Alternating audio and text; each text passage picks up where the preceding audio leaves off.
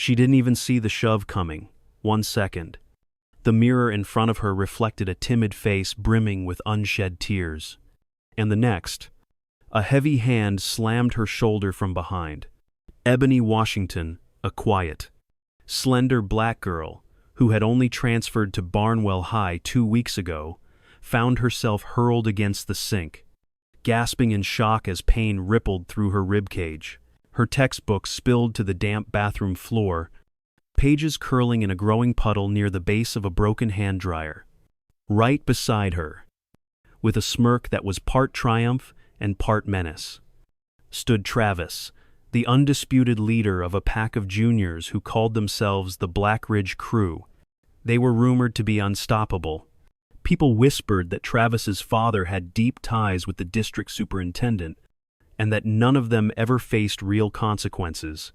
If you crossed Travis or his buddies, you risked social oblivion. Or worse, Ebony's entire body tensed, but she refused to scream. Instead, she pressed her lips together and kept her gaze down, which only seemed to amuse him more.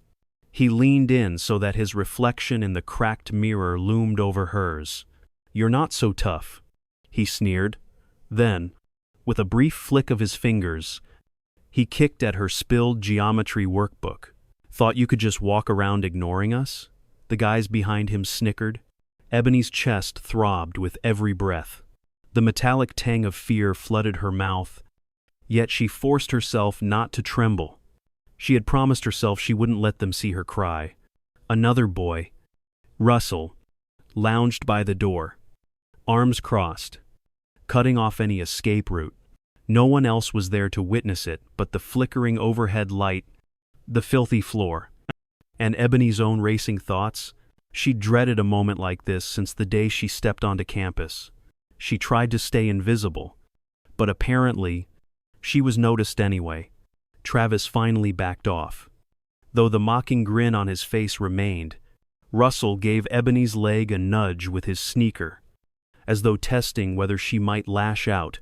She stayed still. In her mind, confusion and anger raged, but on the outside, she kept her composure. She had learned the hard way, over many restless nights, that reacting too soon could get her hurt even worse. Her voice came out in a forced whisper. "Just leave me alone." Travis let out a dry chuckle. "Or what? You'll call for help?" Another round of laughter echoed across the stained tiles. Russell added, "No teacher's gonna stick their neck out for a newbie. They all know who runs this place." Ebony's eyes darted to the door. Measuring the distance, maybe she could sprint if they dropped their guard. Yet a dull ache in her side reminded her that outrunning them might be impossible right now. She exhaled, biting the inside of her cheek to stay calm. Travis narrowed his eyes. "You better watch yourself. Ebony, don't think we haven't noticed you slinking around the halls like you're too good to say hi." Then he turned to leave, motioning for Russell to follow. Before stepping out, Travis looked over his shoulder, smirked, and said, "Pick up your garbage." The moment they left, Ebony collapsed against the sink, pressing a hand to her chest where her heart hammered frantically. Her breath came in ragged bursts, but she refused to let tears spill. She glanced at the bathroom's broken lock, her head spinning with what had just happened. As she knelt to gather her scattered books, Ebony's mind flicked to how quickly everything had spiraled. Only 2 days ago, she was just trying to memorize her class schedule in peace. Now, she had a target on her back, courtesy of Travis and his crew. She didn't know precisely why they'd singled her out, maybe because she was new, or perhaps because she was quieter than the rest. The older kids in her previous school used to warn her that it only took one rumor to catch the attention of bullies like them. She pressed her palm against a bruise forming on her left arm. Wincing, she had to figure out a way to protect herself before things got worse. But how could she when every teacher seemed reluctant to challenge Travis's clan, and everyone else turned a blind eye? By the time Ebony exited the bathroom, the lunch bell had rung, and the halls were congested with students swapping out textbooks. She blended into the shuffle, weaving toward her locker, hoping she wouldn't bump into Travis again. As she spun the combination dial with trembling fingers, her mind drifted to her grandfather's letter from last month. It was a letter she'd found tucked inside a dusty old volume about local history. In it, her grandfather had mentioned something about the deep undercurrents of corruption in this town, referencing certain people in high places who orchestrated shady deals with local officials. At the time, Ebony hadn't paid much attention. She assumed her grandfather was just passing along family stories. But as she looked around at the school that seemed to be under Travis's thumb, she began to wonder. A group of giggling sophomores brushed past her, pulling Ebony out of her thoughts. She shoved her battered geometry book inside her locker, forcing the door shut. Her side ached from the shove she'd endured minutes earlier. But worse than that was the realization that she had nowhere to turn. Her next class was English with Miss Carlson, a teacher who was rumored to be tough but fair. Ebony hurried in right as the final bell rang. The seats around her filled quickly. The chatter was loud enough to drown out her pounding heart. She noticed Travis strolling in with Russell, whispering something to each other and occasionally glancing in her direction. Ebony lowered her eyes to her notebook. Miss Carlson began discussing the day's lesson symbolism in 20th century American novels, but Ebony could barely focus. Anxiety churned her stomach every time she felt Travis's stare. At one point, Miss Carlson called on Ebony to read a passage aloud. Her voice shook, but she managed to get through it. Travis and Russell snickered at each stumble. A flush of embarrassment crept up Ebony's neck. Yet she kept reading. She was determined not to show weakness. When the bell for the end of class finally sounded, Ebony gathered her belongings methodically, hoping Travis would leave first. Instead, he lingered. She felt his presence behind her, the weight of his gaze pressing down on her shoulders. Just as she slid her notebook into her bag, he muttered, "Don't get comfortable, Ebony. The fun's just starting." Then he turned on his heel and strode out, leaving Ebony frozen in place. Miss Carlson noticed Ebony's pale face and parted lips, as though she wanted to speak. But Ebony swallowed her terror and forced a small nod at Miss Carlson before slipping into the hallway. She didn't want to report anything yet. A fresh wave of dread accompanied her to her final class of the day. History. She told herself she just needed to endure a few more hours, then she could go home. After the last bell, Ebony walked briskly across the front lawn toward the main gates, keeping her head down. She usually waited for the bus, but her nerves were too frayed. She figured a walk might clear her mind, or at least help her avoid crossing paths with Travis. The sun hovered just above the horizon, casting a warm glow across the campus. She thought she was in the clear until she heard a voice call out, "Hey, Ebony, where you rushing off to?" Panic flared. She glanced over her shoulder to see Travis leaning against a gate, phone in hand. Russell stood beside him. Ebony's pulse hammered. She realized if she turned and ran, it would confirm her fear. Instead, she slowed her pace and attempted to act indifferent. "I've got somewhere to be," she said softly. Though her hands trembled on the straps of her backpack, Travis exchanged a look with Russell. "All right. See you tomorrow," he replied with a smirk, as though her presence was no more than an afterthought. Ebony kept walking. She didn't look back until she was several blocks away. Only then, allowing herself a shaky exhale. At home, Ebony's mother was still at work, leaving the apartment quiet except for the low hum of the refrigerator. Ebony dropped her bag by the couch, wincing when the movement sent a jolt of pain through her bruised arm. She wondered if she should text her mother about the incident, but she didn't want to cause worry. They had just moved here for what Ebony's mom called a fresh start. Ebony wandered into her room, flicked on a small lamp, and rummaged in her closet until she found that old family history volume. She carefully flipped to the page containing her grandfather's letter. The handwriting had faded, but she could still read the words. He mentioned unethical deals, hush money, and officials who overlooked wrongdoing for the sake of wealthy donors. One of the names scrawled in the margin had the same last name as Travis. Ebony's eyes narrowed. Could that be a coincidence? She leaned back against her bed, heart still racing from the afternoon's scare. Maybe her grandfather's claims weren't just old tales. She decided to stash the letter in a safer spot, sliding it into the front pocket of her backpack.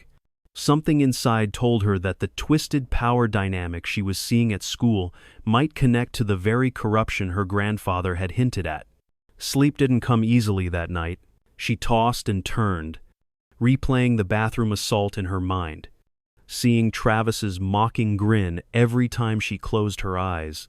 When morning finally arrived, Ebony dragged herself out of bed, determined not to let fear stop her.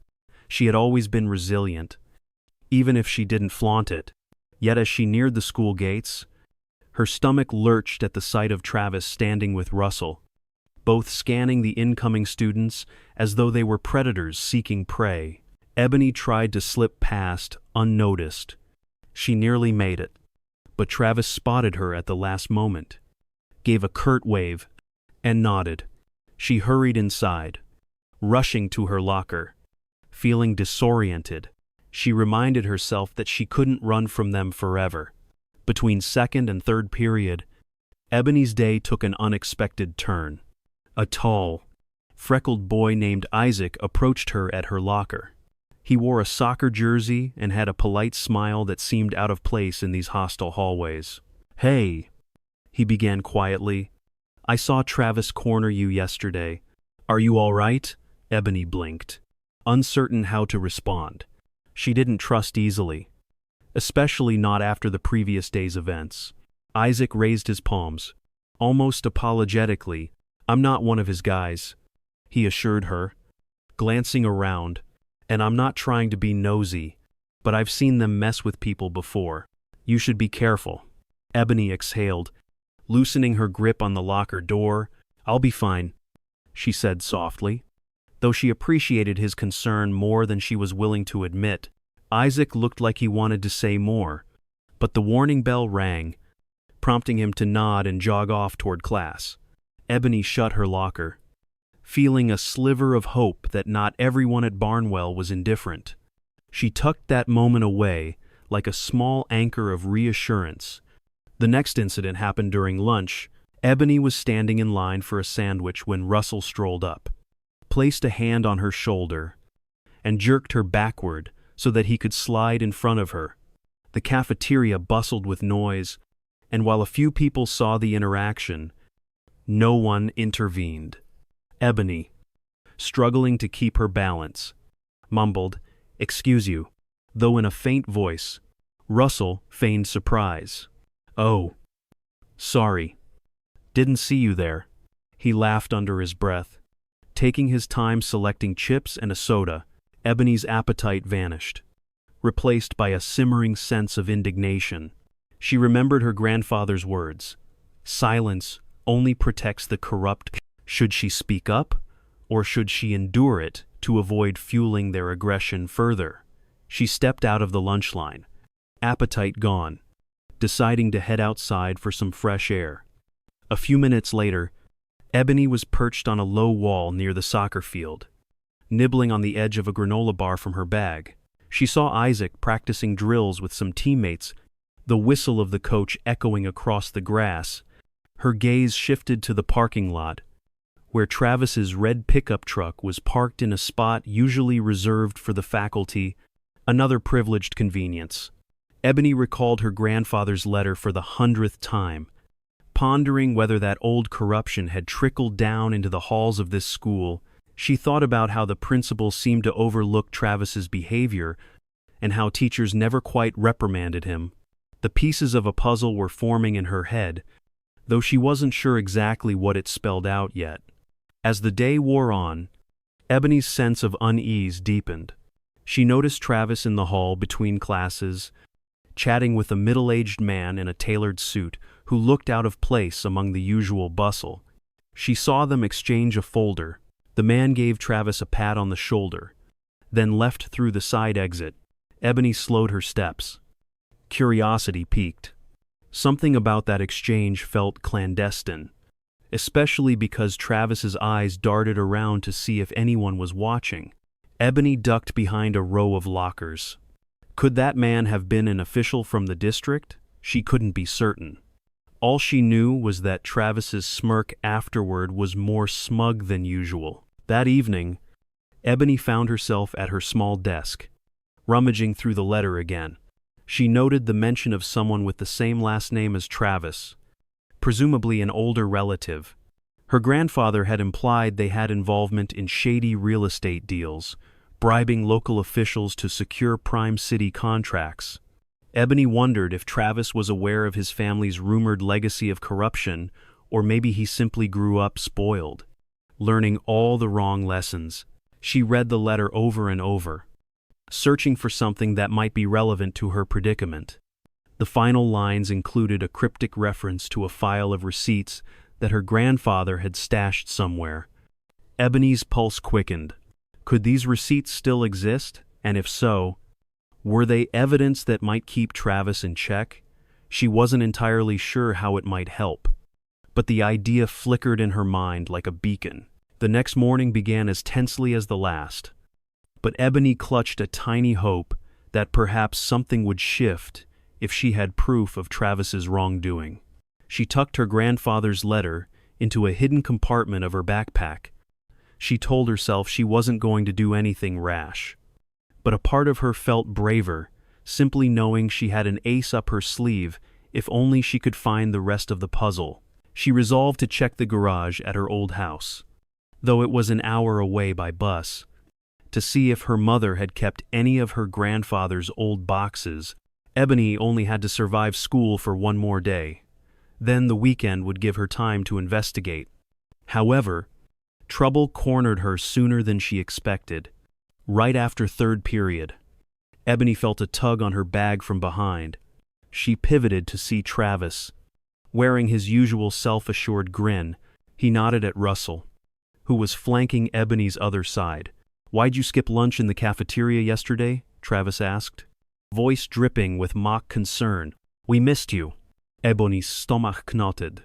She managed a steady tone. "I just wanted some fresh air." Russell stepped closer.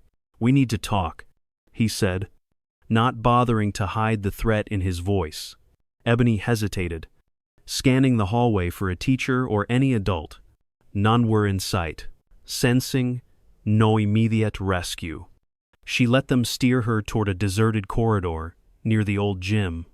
Her heart hammered. She had half a mind to dial 911, but Travis saw the phone in her hand and gave her that smile again. "Relax," he said, though his eyes suggested anything but relaxation. "We just think you owe us respect. You can start by carrying Russell's sports gear after practice." Ebony inhaled, the muscle in her jaw tightening. She glared at them both, but they only laughed. "Don't make this complicated," Travis added, leaning forward. He flicked the strap of her backpack. "We can be nice if you do what we say." Ebony swallowed the lump in her throat. "Fine," she muttered. She hated herself for agreeing, but she sensed that resisting without a plan would end badly. Travis clapped Russell on the shoulder. "Smart girl," he remarked before strolling off. The rest of the day felt like an anvil bearing down on Ebony's chest. She stayed silent in class, avoided eye contact, and once the final bell rang, she crept away to a seldom-used back door, so she wouldn't have to confront them about practice. She had no intention of carrying any gear. Her only desire was to find her grandfather's rumored documents and figure out if they could help free her from Travis's grip. Ebony took the bus straight to her old neighborhood, heading to the house her mother had recently sold. The new owners were not yet moved in, so the property was in that limbo phase of changing hands. Luckily, Ebony knew a side window that didn't latch properly. She felt a spike of guilt at the thought of sneaking in, but desperation won out. She carefully jimmied the window open and climbed inside. dust swirling in the late afternoon sun, making her way to the garage. She rifled through half-packed crates left behind. Her hands shook from adrenaline, but she pressed on, rummaging through old photo albums and musty keepsakes. Eventually, at the bottom of a dented wooden trunk, she found a small metal box. Inside lay a stack of faded receipts, scribbled notes about property acquisitions, and a few photocopies of checks made out to city officials. Ebony's breath caught in her throat. This was exactly the kind of corruption her grandfather had warned about. Large sums being paid to influential figures in exchange for permits or favorable zoning. The name that appeared multiple times on the checks was Travis's last name. Ebony's mind reeled. If Travis's family was indeed at the heart of these shady dealings, maybe the reason the school let him get away with bullying was simply fear of losing funding. A wave of determination surged through Ebony. She snapped pictures of each document with her phone, making sure to get every detail. Then she tucked the physical receipts into a folder from the trunk, deciding to bring them back with her. She closed the trunk carefully, hiding any sign of her search. As she climbed back out the window, she felt a glimmer of hope. Perhaps now she had a way to protect herself. That night, Ebony pored over the receipts. Considering how best to use them, she could show them to the principal, but there was no guarantee the principal wasn't also under Travis's father's influence. She could go to the local newspaper, but who would believe a teenage girl? After hours of restless speculation, Ebony decided she needed backup. The only classmate who'd shown her genuine concern so far was Isaac, but she didn't know how deep she could trust him. Should she risk it? Exhaustion weighed on her, but she concluded that doing nothing would change nothing. So the next morning, Ebony arrived at school early and hovered by Isaac's locker, hoping to catch him alone. When he showed up, she pulled him aside, her voice urgent. "You said you've seen what Travis does. I need your help."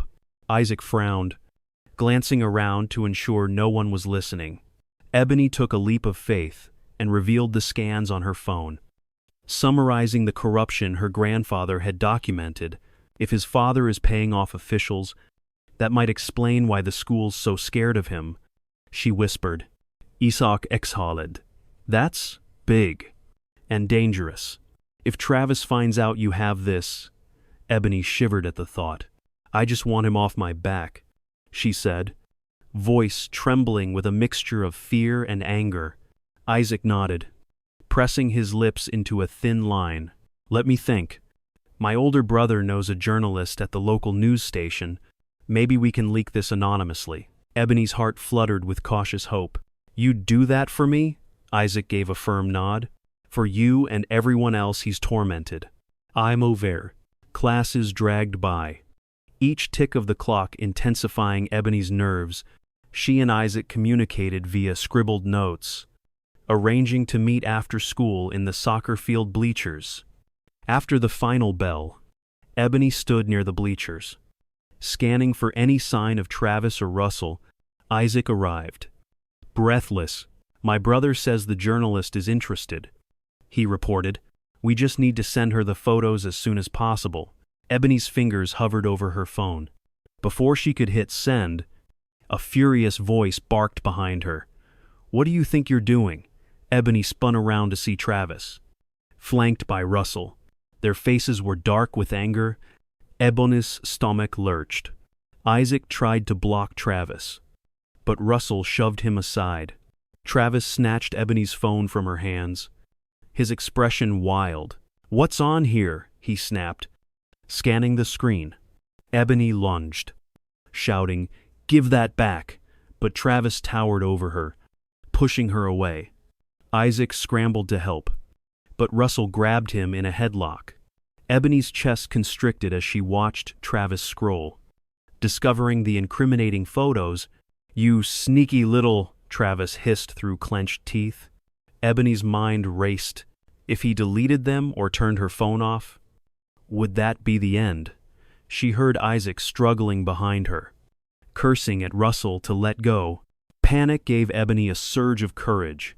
She hurled herself forward, slamming into Travis's arm. The phone slipped from his grip, tumbling onto the grass. Ebony dove after it, her heart pounding so hard she could barely see straight. She scooped it up, scrambled backward, and locked the screen, her hands shaking. Travis's face contorted with fury. "What do you think you're doing with that? You trying to ruin my family?" Ebony glared at him, tears threatening to blur her vision. "Maybe you ruined yourselves," she spat back, her voice surprising, even her with its venom. She was done cowering. Russell looked alarmed, loosening his hold on Isaac. "Travis, calm down," he muttered, worry flickering across his eyes. But Travis sneered. "You have no clue what you've gotten yourself into." "Ebony," Isaac coughed, staggering to his feet, still hoarse from Russell's chokehold. "Stay away from her," he managed, though he was clearly outmatched physically. Travis, chest heaving, looked at Ebony's phone clutched against her. For a moment, she thought he might lunge again. But then a teacher's voice echoed across the field. "What's going on over there?" Travis froze, cursing under his breath. Russell took a step back. The two bullies seemed to realize they could get in serious trouble if a teacher caught them brawling. Without another word, Travis turned on his heel, motioning for Russell to follow. They hurried away, leaving Ebony trembling with adrenaline. The teacher jogged over, but Ebony forced a weak smile and said, "We're fine. Just messing around." The teacher eyed them suspiciously, but seemed too busy to press the issue. Isaac bent down, resting his hands on his knees, trying to steady his breathing. Ebony sank onto the bleachers, a relief and terror crashing over her. If Travis had a clue about the gravity of those photos, he'd be desperate to silence her. Isaac placed a hand on her shoulder. "We have to do this now," he whispered. Ebony nodded, heart still pounding. Right then and there, she emailed the photos to Isaac's brother's journalist contact, attaching a short explanation. The next 24 hours felt like a surreal haze. Ebony constantly checked her phone, paranoid that Travis might appear out of nowhere. She was terrified he'd catch her alone, but Isaac stuck by her whenever he could. Early the following morning, Ebony's phone buzzed with a message from an unknown number. "Got your docs. We're verifying sources. We'll publish soon. Stay safe." Ebony's fingers shook as she read it. She turned to Isaac, who was waiting at her locker, and showed him the text. He offered a small smile. "That's good. Once it's out, Travis can't hide it anymore. But you really need to watch your back." Ebony swallowed hard, her bruised ribs still aching from the prior day's scuffle. She nodded, quietly steeling herself. That afternoon, news broke online. A local outlet ran a headline describing a web of corruption involving prominent families, including the father of a Barnwell High student. They didn't name Travis outright, but it was easy enough for people to connect the dots. By the final period, the story had spread through the school like wildfire. Whispers raced down corridors. "Did you see that article? It's definitely Travis's dad." In the cafeteria, Ebony heard someone mention that the principal had been called into an urgent district meeting. Tensions swelled. Travis was nowhere in sight, which only made Ebony more apprehensive. She expected him to burst through a door at any second, raging. Instead, the day ended quietly, but not comfortably. Everyone was on edge, waiting to see what would happen next. Ebony texted Isaac that evening, telling him she was relieved, but also worried about potential retaliation. Isaac told her to keep her phone charged and stay around groups of people. Ebony took that advice to heart. She was about to collapse into bed when she got another text. This time from Travis's phone number. She stared at it, dread prickling up her spine. The message read, "This isn't over. I know where you live." Her heart lurched, hands turning clammy. She immediately checked her window locks, made sure the front door was deadbolted, Sleep didn't come easily that night. The following morning, Ebony arrived at school accompanied by Isaac, who had offered to drive her. They walked in together, scanning the hallways for any sign of Travis. Before they reached Ebony's locker, the intercom crackled. "Ebony Washington, please report to the principal's office." Isaac squeezed her shoulder reassuringly. Ebony's pulse hammered. She couldn't tell if this was good news or bad. She made her way down the corridor, ignoring the stares from the other students. As soon as she entered the office, she was greeted by Principal O'Brien, along with two stern-looking men in suits. Principal O'Brien looked tense. "Ebony," he began, "these gentlemen are from the local authorities. They have some questions." Ebony's breath caught in her chest. Was she in trouble? One of the men, a detective, gave her a soft nod. "Don't worry, we understand you've been facing intimidation. We need to confirm some details about the documents you leaked." Ebony felt her knees weaken but forced herself to stay upright. She explained, as calmly as she could, about finding her grandfather's files and discovering the references to Travis's father, the bribes, the hush money. She admitted she had shared them with a journalist. The detective took notes.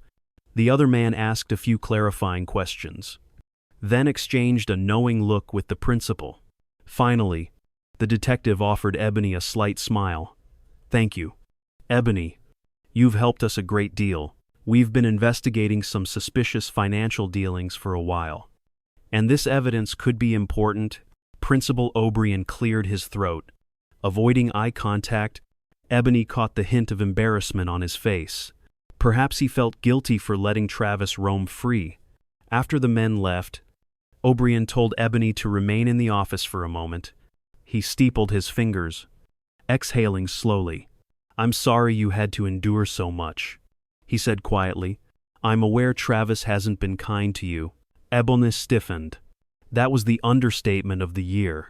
"Will he be expelled?" she asked, her voice trembling. O'Brien paused, glancing out the window. "For the time being, he's been suspended until the investigation is complete," he answered. Ebony's shoulders slumped in relief. At least she wouldn't have to see him in the halls. But a sliver of apprehension remained. She knew corruption didn't vanish overnight. Outside the principal's office, Ebony discovered a swarm of murmuring students. News traveled fast. Some looked at her with awe, others with pity. Isaac caught up with her and asked, "Everything okay?" Ebony nodded slowly. Feeling the weight of adrenaline fade, she realized she was trembling. Isaac guided her away from the crowd, letting her breathe. "He's suspended," she said, voice shaky. Isaac let out a low whistle. "That's something." Ebony gave a small nod, hugging her backpack tight. Her phone buzzed again. She glanced down to see a message from a classmate she barely knew. "Thank you for doing what none of us could." Ebony's throat tightened.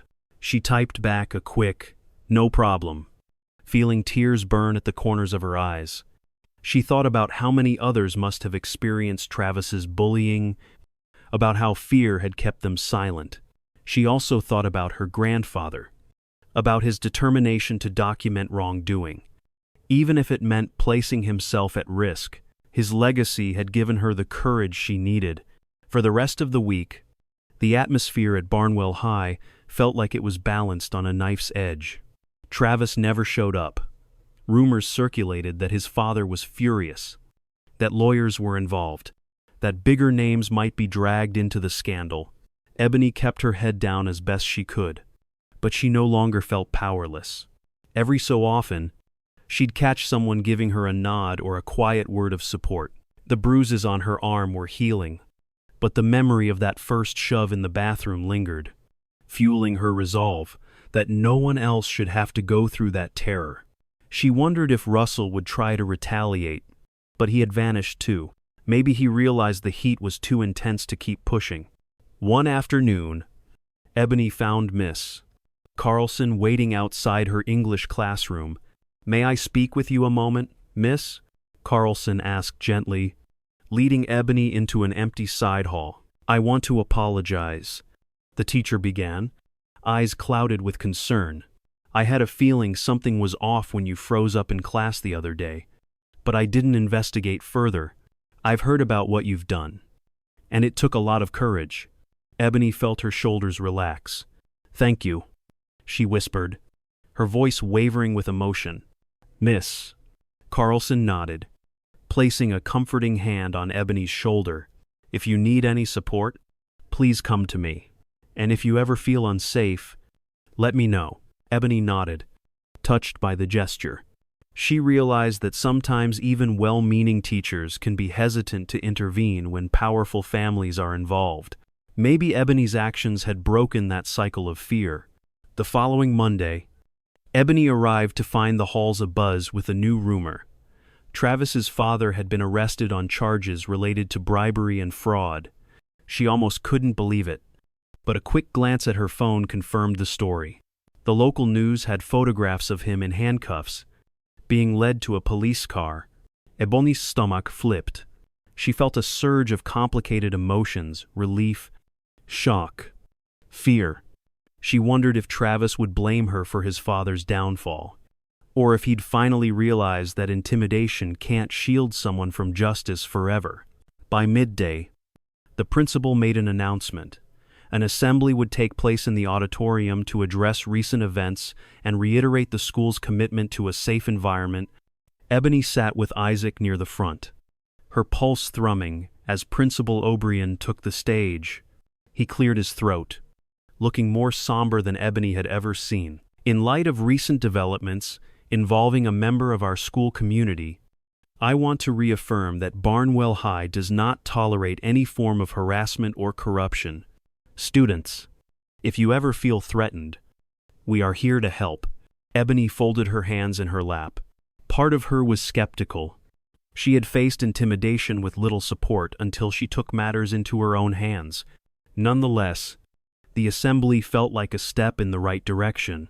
Maybe changes, even small ones, could ripple outward. After the assembly, Ebony was surprised when several students approached her to say thanks. One girl admitted she'd been bullied by Travis for months, but had been too terrified to speak. Another student confided that Travis often made subtle racist comments, leaving him feeling humiliated. Ebony listened to each story, heart twinging at the pain they'd endured in silence. She realized she wasn't just fighting for herself, she was standing up for all of them. Later, as she walked to her last class, Isaac caught up with her. I saw the news. This is huge. Everyone knows what you did. Ebony shrugged uncomfortably. I didn't do it to be some hero. Isaac nodded. I get that, but sometimes the people who speak out never ask to be heroes. It just happens. Ebony gazed down the hall, feeling her chest tighten with an odd mixture of pride and lingering unease. I just hope it's really over, she whispered. Isaac gave her a reassuring look. You've got friends now. Ebony, you're not alone. The day ended without incident. Ebony's life had changed radically in the span of a week. The bullies who once shoved her against a sink were gone, at least for now, and the system that enabled them was under public scrutiny. That night, Ebony called her mother and finally explained everything. There were tears and a torrent of apologies for not noticing sooner. But Ebony assured her mom that she was safe now, or safer anyway. Still, Ebony couldn't shake the sense that Travis might resurface. She imagined him stewing in anger, plotting revenge. The next morning, she found herself checking over her shoulder far too often. Each time, she saw only clusters of normal students, going about their routines. She began to relax. Maybe Travis was truly gone. A few days later, Ebony was heading home when she heard footsteps behind her. Her muscles tensed, but it was only Miss Carlson, who offered her a ride. Ebony accepted gratefully, the two chatting about everything and nothing. Miss Carlson tentatively broached the topic of Ebony's father, and Ebony explained that he'd passed away years ago, which was why her grandfather's wisdom had become so pivotal. She thanked Miss Carlson for stepping up. Miss. Carlson patted Ebony's hand and said quietly, "Sometimes it takes a student's bravery to remind us teachers how important it is to protect those in our care." Ebony felt warmth spread in her chest. That night, she sat at her desk again, rummaging through her grandfather's letter. She traced the faded handwriting, thinking about how a single thread of truth had unraveled an entire tapestry of deceit. The next morning, she walked through Barnwell High's front doors with her head held higher than ever before. Classmates nodded in greeting, and though Ebony was still shy at heart, she no longer felt quite so alone. She even managed a small smile at a few who waved. A week passed, and the tension in the air began to dissipate. Ebony heard rumors that Travis had been shipped off to stay with relatives out of state, and that Russell had withdrawn from Barnwell altogether. Meanwhile, the local investigation into corruption deepened, resulting in more headlines that Ebony skimmed with cautious satisfaction. She never asked for any of this, the conflict, the fear, the spotlight, but it had become her story nonetheless.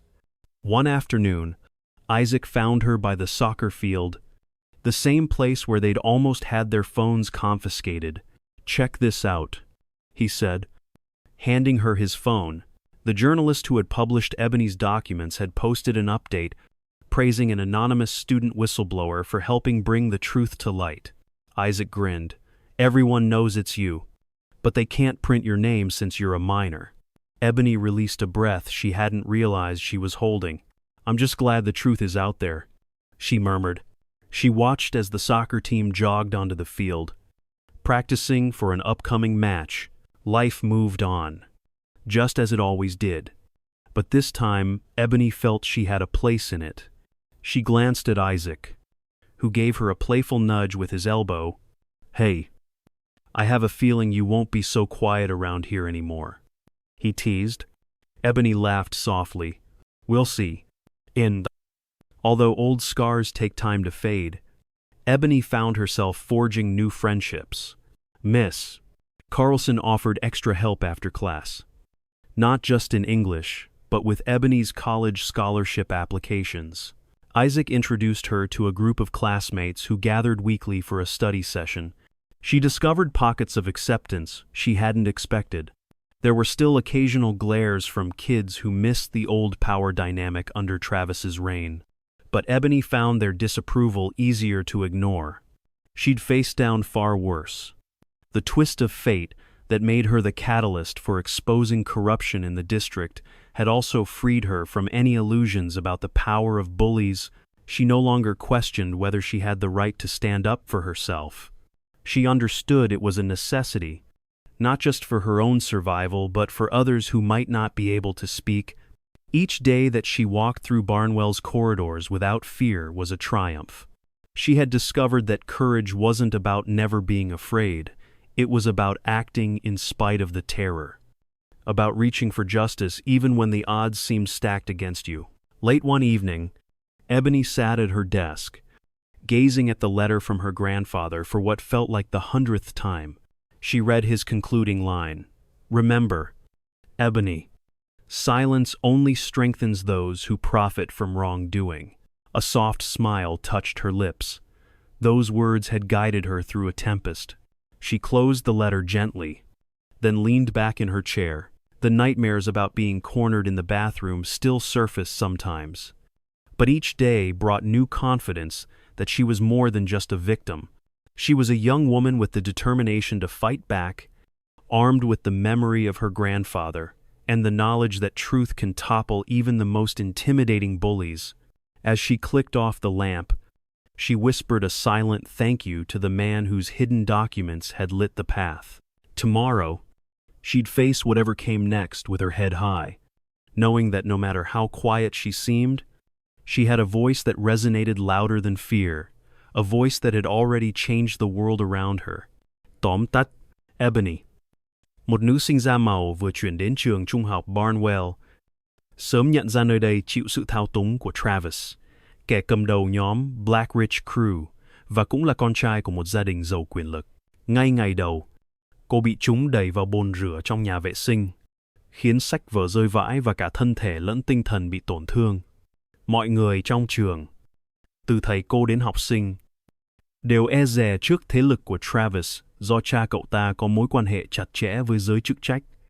Ebony cảm thấy đơn độc, gần như không thể chống cự lại chuỗi bắt nạt liên tục và ánh nhìn thờ ơ của những người xung quanh. Giữa lúc tuyệt vọng, cô nhớ đến bức thư của ông nội và bộ hồ sơ mà ông để lại, hé lộ những giao dịch mờ ám liên quan đến việc hối lộ quan chức địa phương để gia đình Travis thao túng nhiều hoạt động trong vùng. Tò mò và khao khát thoát khỏi cảnh bị ức hiếp, Ebony lén lút tìm lại các tài liệu này từ nhà cũ, chụp ảnh bằng điện thoại rồi chia sẻ với Isaac, một người bạn duy nhất dám ra mặt giúp cô. Hai người quyết định gửi những bằng chứng đó cho một phóng viên để phanh phui vụ tham nhũng. Khi Travis phát hiện, hắn trở nên hung hãn, đe dọa Ebony và tìm cách xóa bằng chứng. May mắn, với chút can đảm cuối cùng và sự hỗ trợ của Isaac, Ebony giữ vững được những hình ảnh, kịp thời gửi đi trước khi bị Travis cướp mất. Vụ bê bối tham nhũng lập tức bùng nổ trên truyền thông, dẫn đến việc bố Travis bị điều tra.